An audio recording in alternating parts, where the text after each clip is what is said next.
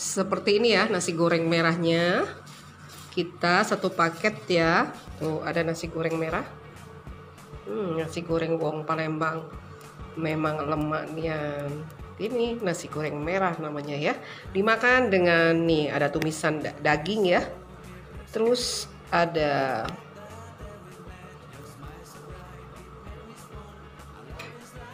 telur dadar.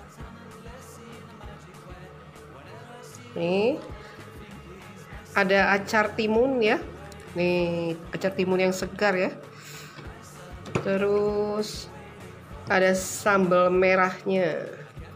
Nih khasnya ya kalau makan nasi goreng merah tuh ada sambal merahnya seperti ini.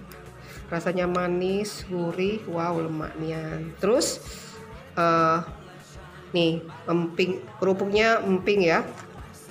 Nih seperti ini siap disantap. Yang mau order silakan ya. Hubungi Ita Yudis 0813 6770 2798.